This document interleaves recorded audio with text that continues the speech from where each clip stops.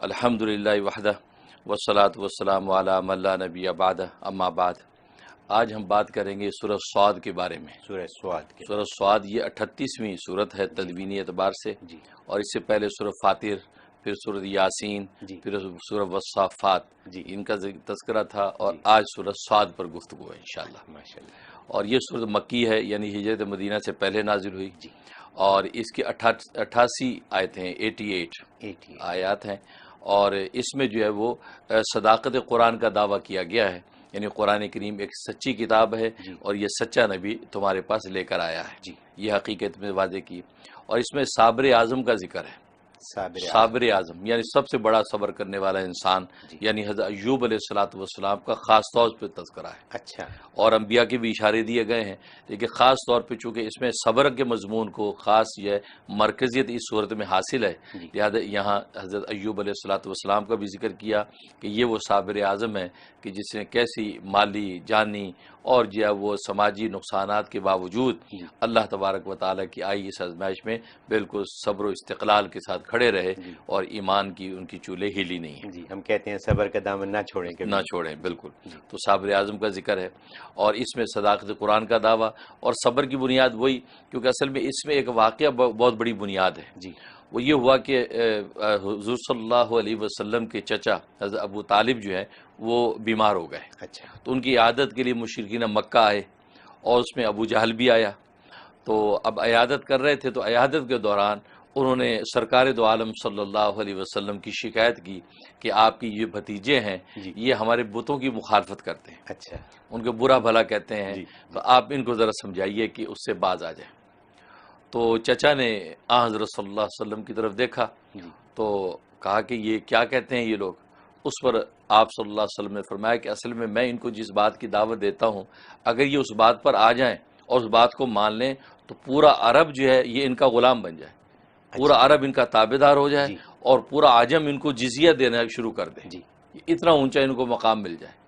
تو یہ بات سنی تو ابو جہل نے کہا ایسی 10 باتیں ماننے کو ہم تیار ہیں، بتاؤ کون سی بات ہے کہ جس سے پورا عرب ہمارے زیر نگیں ہو جائے اور عجم ہمیں جزیہ دینے لگ جائیں، تو اس سے بڑا اور ہمیں کیا چاہیے؟ اس پر حضرت صلی اللہ علیہ وسلم نے فرمایا کہ تم کہہ دو لا الہ الا اللہ، اللہ کے سوا کوئی معبود نہیں۔ بس جب یہ بات کہی تو غصے سے کھڑے ہو گئے سارے، اچھا، سب نے دامن جھاڑا، غصے سے کھڑے ہو گئے، کہا دیکھا یہ ہمارے بتوں کے بارے میں دیکھو یہ بات، یعنی ہمیں یہ بے عقلی کا سبق دے رہا ہے کہ ہم 360 کو چھوڑ کے ایک کا دامن پکڑ لیں۔ بھائی 360 زیادہ ہے یا ایک زیادہ ہے؟ اس لیے ہم اس کی دعوت کو کیسے مانیں؟ یعنی ابو طالب کو یہ بات کہہ رہے ہیں۔ اس پر اللہ تبارک و تعالی نے اس صورت میں حقائق بیان کیے۔ یہ صبر و تحمل کے ساتھ اگر سوچتے تو یہ کلمہ ہی ان کے لیے کلمہ نجات تھا، اور یہ کلمہ ہی ان کے لیے کلمہ اعزاز تھا۔ لیکن بات وہی ہے کہ یہ جو کافر جو ضدی ہیں، ہٹ دھرم ہیں، ان کے عقلی کوئی دلیل موجود نہیں ہے، بے عقلی کی بات کر رہے ہیں کہ 360 چھوڑ کر ایک کا لے لے، دامن پکڑ لیں۔ بھائی یہ تو دیکھو 360 کی حقیقت کیا اور ایک کی حقیقت کیا ہے؟ وہ ایک 360 پر بھاری ہے، بجائے اس کے 360 دروازے کھٹکھٹاؤ تو بہتر ہے کہ ایک ہی دروازہ تمہیں مل جائے، تو آسانی نہیں ہے، بالکل صحیح، تو ایک ہی کھٹکھٹاؤ، تو تم 360 جگہ دوڑتے ہو۔ تو لیکن فرمایا کہ بل الذین کفروا فی شقاق، فی عزت و شقاق، کہ یہ کافر لوگ جو ہے وہ تکبر میں اور ضد ہٹ درمی کے اندر مبتلا ہیں، تبھی قرآن کی صداقت کا یہ انکار کرتے ہیں۔ تو صبر و تحمل بنیاد تھی کہ اگر کفار بھی صبر و تحمل کے ساتھ سوچتے اور اس پر غور کرتے تو وہ اپنی منزل حقیقت کی پا لیتے، اور اسی طریقے سے مومن بھی صبر و تحمل کے ساتھ ایمان کی راہوں پہ جب چلتا ہے تو وہ بھی منزل پا لیتا ہے۔ اور انبیاء کرام علیہ الصلوۃ والسلام پر بھی آزمائشیں آئیں، اور ہر ایک نے پورے صبر و تحمل کے ساتھ قدم بڑھاتے رہے، تو اللہ تبارک و تعالی نے دنیا میں ان کو اعزاز دیا اور آخرت میں ان کو کامیابی ہو گئی۔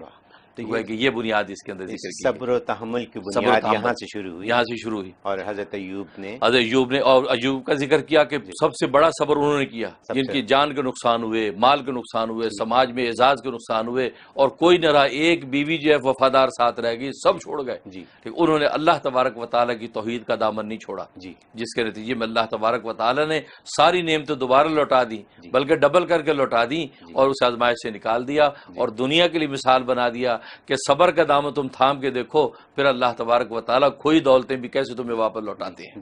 تو یہ حقیقت اس کے اندر واضح کی. اور پھر یہ بتایا کہ اصل میں یہ تکبر کا شکار کیوں ہے کفار. اصل میں یہ 3 حجابات ان کے اوپر ہیں. ایک حجاب طبع، طبیعت کا حجاب، یعنی طبی طور پر ہی ان کے اندر نخوت اور تکبر ہے. کوئی دوسرے کی بات سننا یہ اپنی صبح کی سمجھتے ہیں. دوسرا ان میں حجاب رسم، کہ رسم و رواج ایسے جاری کر رکھے ہیں کہ اس رسم و رواج کی وجہ سے اگر اس کو چھوڑ کر اگر دین اور اسلام کو اختیار کرتے ہیں تو رسم و رواج ٹوٹتا ہے. تو اس وجہ سے ان کی طبیعت کے اندر ضد ہے کہ نہیں ہم اپنی رسم کو پورا کریں گے، ہم آپ نہیں سنتے. اور تیسرا ان کے اندر حجاب سوء معرفت ہے، یعنی ان کو غلط علم حاصل ہے، صحیح علم نہیں. یہ غلط علم کا شکار ہیں. یہ 360 کو اپنا معبود برحق سمجھتے ہیں، یہ غلط علم کا شکار ہیں. اور اس کی وجہ سے ان کے اندر جو ہے وہ ایک عداوت پیدا ہو گئی ہے کہ کسی اور کو سننے کو تیار نہیں. تو یہ تکبر، ضد اور عداوت یہ حجابات ہیں. ان حجابات کی وجہ سے ہی وہ منزل کو نہیں دیکھ پاتے ہیں اور نبی پاک صلی اللہ علیہ وسلم کی جو وہ نبوت کے نور کو یہ دیکھ نہیں پاتے ہیں. تو اللہ نے ان حجابات کا ذکر کیا اس صورت میں کہ یہ حجابات اگر ہٹ جائیں تو اللہ کی توحید اور نبی کی رسالت کو دیکھ لیں گے اور قرآن کی حقانیت ان کے قلوب کے اندر جاگوزی ہو جائے گی. یہ حقیقت اس میں بیان کی. یہ فرمائیے کہ اس کے فوائد. فوائد، جہاں تک فوائد کا تعلق ہے، اس کا ایک سب سے بڑا فائدہ یہ ہے کہ جس گھر میں یا کسی فرد کو نظر بہت لگتی ہے یا نظر لگنے کا خطرہ ہے، تو یہ سورت 7 مرتبہ پڑھ کے پانی پہ دم کر کے پانی کو گھر میں چھڑک دیا جائے اور وہ جو بچہ یا بڑا جس کو نظر لگنے کا خطرہ اس کے اوپر چھڑک دیا جائے، اس کو تھوڑا سا پلا دیا جائے، اس کو نظر نہیں لگی. نہ جنات کی نظر لگے گی نہ انسان کی نظر لگے گی. اچھا، کہتے ہیں نا چھوٹے بچے پیارے ہوتے ہیں اور وہ کسی کی نظر میں آ کے بیماری رہتے ہیں. بالکل بالکل، چھوٹے بڑے سب کو لگتی ہے اور نظریں پھر جنات کی بھی لگتی ہیں. تو سورہ صاد اس کے اندر بڑی طاقت ہے. 7 مرتبہ پڑھ کے پانی گھر میں چھڑکتے رہیں، 7 مرتبہ 7 ٹائم یہ عمل کر لیں تو کبھی نظر نہیں لگے گی اور اگر لگی بھی ہے تو نظر صاف ہو جاتی ہے. یعنی جس گھر میں ریل پیل ہو، خوشیاں ہوں، اچھائیاں ہوں، بالکل وہاں پہ نظر لگنے کی ڈر ہر وقت رہتا ہے. خاص طور تقریبات میں لوگ اکٹھا کرتے ہیں گھروں میں، تو لوگ تو خوشی میں شیئر کر رہے ہیں لیکن ہوتا یہ آنے والا کس دل سے آتا ہے، کس نگاہ سے دیکھتا ہے. جیسے تقریب ختم ہوئی پیچھے آفتیں شروع ہو گئی، لہٰذا اس سے پہلے یہ سورہ صاد دم کر کے رکھیں. 7 دفعہ اس سورت کو پڑھ کے گھر میں پانی چھڑک دیں، سواد کو پڑھ کے پانی پہ دم کریں اور گھر کی دیواروں پہ چھڑک دیں. اور دوسرا اس میں نفع یہ کہ دشمن ہے ایسا کچھ پیچھے نہیں چھوڑتا اور وہ ہر طرح پریشان کرتا ہے. تو 7 دفعہ اسی صورت کی تلاوت کر کے دعا کرتے رہیں. یہ 11 سے 21 دن تک یہ عمل کر لیں، انشاءاللہ جیسا بھی دشمن ہوگا وہ چھٹکارا اس سے ہو جائے گا اور آپ کو کسی قسم کا کوئی نقصان نہیں پہنچا سکے گا. اچھا، یہ اس کے اندر خوبی ہے. تو یہ پھر سے فرمائیے کیونکہ یہ تو بڑا قیمتی سوال ہے ہمارے لوگوں کے حساب سے. صحیح بات ہے، کیونکہ دشمن ہوتا ہے بعض ایسا دشمن پیچھے پڑ گیا، پیچھے نہیں چھوڑتا، ہر طرح اذیت دیتا ہے، کوئی ایسا کہتا ہے موقع نہیں چھوڑتا کہ آپ کو تکلیف نہ پہنچائے. اس سے چھٹکارے کے لیے 7 ٹائم اس کی تلاوت روز کر کے اور اللہ کی حضور درخواست رکھتے ہیں کہ یا اللہ ہماری حفاظت فرما. تو اللہ تبارک و تعالیٰ خصوصی طور پہ جو ہے وہ اپنے نظر کرم اس پہ ایسا کرتا ہے کہ وہ دشمن سے چھٹکارا ہو جاتا ہے. 7 دفعہ روز اور کتنے دن؟ 11 دن سے لے کے 21 دن تک. یا تو 11 دن میں کام بن جائے گا ورنہ 21 دن پورا کر لیں تو جناب وہ جان چھوٹ، جو پریشانی آپ کی جو وہ ختم ہو جائے گی. یہ بہت بڑا فائدہ.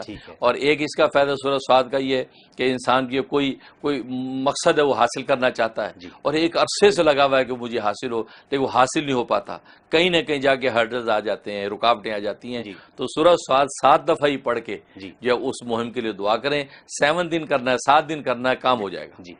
کیسی بھی رکاوٹ ہو اللہ دور کر دے. تو حضرت اگر میں یہ پوچھوں کہ جیسے نظر کی بات ہے، جیسے دشمنی کی بات ہے اور جیسے یہ حاجت کی ایک بات ہے، بالکل. تو اگر ان تمام چیزوں کی نیت ایک ساتھ کر کے فرض کریں کہ 11 دن یا 21 دن تک اگر پڑھ لیں جس میں 7 دن بھی گزر گئے تو روزانہ 7 دفعہ پڑھا جائے، وہی ایک ہی فارمولا آ گیا سب کے لیے. تو اگر ساری نیتیں کر کے آدمی پڑھے تو کر سکتا ہے. تداخل، اس کو تداخل کہتے ہیں. تو ہمارے یہاں تداخل کی بھی اجازت ہے کہ آپ ایک دفعہ پڑھ کے 7 نیت کر لیں تو گویا اس وقت یہ ملٹی وٹامن ثابت ہو جائے گا کہ سارے کام کرے گا. تو اس نیت سے وہ نیت پر، کیونکہ ایسا ہے لوگوں کی. بالکل. تو اگر علیحدہ 7 دفعہ ایک دن میں پڑھنے کی بات آ جائے تو شاید وہ مشکل ہو جائے. بالکل صحیح ہے.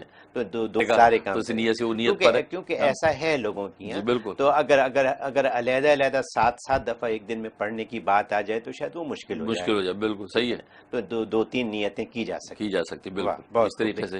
اور جہاں تک خواب میں تعلق ہے تو خواب کا مطلب مطلب یہ ہے کہ اگر کسی خواب میں اس کو دیکھا سنا، اس کا مطلب اللہ تبارک و تعالی دنیا میں اس کو ثابت قدم رکھیں گے سچ پر اور حق پر ثابت قدم رہے گا، اور آخرت میں اللہ تبارک و تعالی اس کے لیے جنت و رضا کا فیصلہ کریں گے. کیا بات. یہ اور دوسرا یہ ہے کہ اس کے اگر دشمن ہیں، یہ اگر پڑھی ہے یہ سنی ہے تو دشمن ان کا پیچھا چھوڑ دیں گے، اور دشمنوں کی جو بھی اذیتیں ہیں وہ ان سے باز آ جائیں گے، اور ان کو راحت و آرام ہو جائے گا. جی یہ خواب میں اس کی تعبیر ہے. واہ سبحان اللہ.